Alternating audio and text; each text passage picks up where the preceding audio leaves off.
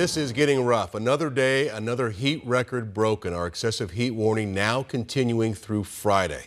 Meteorologist Lindsay Riley in tonight with the weather impact forecast. Hello, Lindsay. Hello. Yes, 113, the official high today, our 6th day in a row of record-setting temperatures, and this trend is going to continue for the rest of the week. Our average right now is 96, and the previous record today, 107, set back in 2003. What you need to know heading into this week, the excessive heat warning has been extended through Friday evening. Record temperatures are expected every afternoon, daily highs between 108 and 111. So all this week, a good idea to limit any outdoor exposure between 11 a.m. and 8 p.m. Typically, the hottest hours of the day are between 3 and 5, and that's likely when we'll be seeing those highs between 108 and 111. Troy? Yeah, Eve, thank you, Lindsay. You've really got to be careful if you're going to be out in this, especially if you're hiking. We had 2 near fatals here in the last 2 days. Hiker left in critical condition after being rescued from a valley hiking trail during this heat. It was late this morning. There was a 30-year-old woman rushed to the hospital. She suffered from severe heat exhaustion on the Gateway Loop Trail in Scottsdale near Bell and Thompson Peak Parkway. And yesterday, another hiker was pulled from Piestewa Peak also because of this heat, and they are also in critical condition. So the heat is nothing to mess with to be outside here. Evacuations have been lifted after a brush fire on the Gila River Indian community is calming down a bit. As of right now, the fire has scorched 400 acres. This is near Santa Cruz and Cemetery Roads. APS restored power in that area, and that allowed evacuees to return to their homes. There's no word on what started the fire, no containment at this time. An investigation is underway after a deadly shooting involving the Mesa Police Department. It happened this morning near Broadway and Signal Butte Roads. Mesa police say they tried to stop a 37-year-old man on a bicycle, but he rode away. An officer found him later in an area near a canal, and that's when they say the man pulled out a weapon and pointed at them, and that's when an officer shot him. The Chandler Police Department is handling the investigation. Tonight, only on 12 News, the widow of a University of Arizona professor is sharing her work in the wake of her husband's murder on campus.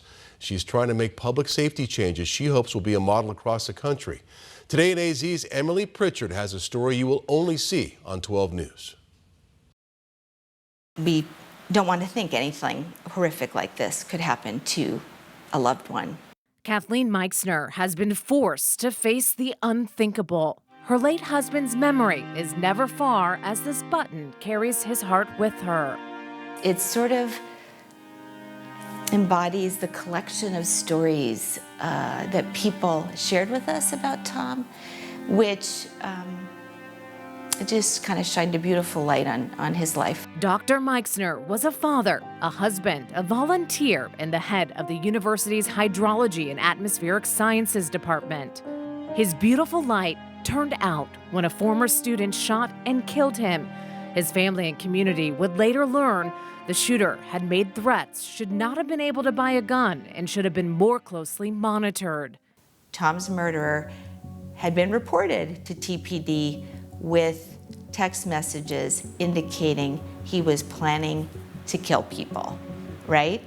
No sort of seamless way for communicating data between law enforcement agencies. Through her grieving, Kathleen's mission is to make sure another family isn't faced with what she's experienced.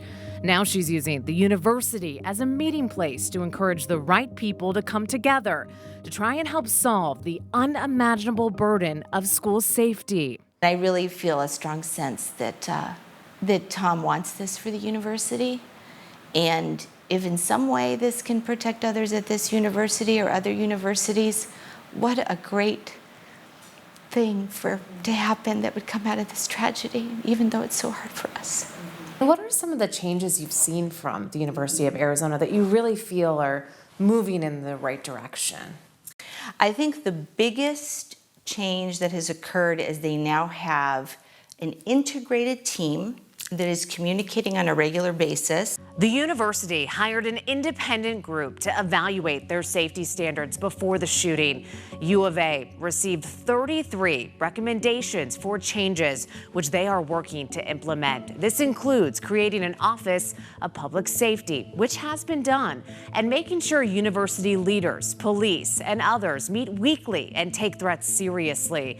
Kathleen supports continued communication improvements among students and staff, streamlined reporting, and also safety trainings, which are mandatory. Kathleen has her mission pinned as she is pushing for positive change at a place she and Tom both loved. I feel so strongly that what they've done so far is incredibly impressive. And honestly, if this sort of system had been in place beforehand, it could have saved Tom. And so I just really feel that my role right now is cheering them on as they do this to protect other people. I think Tom would want that. And so that's why I'm choosing to do it. It's hard. It's hard.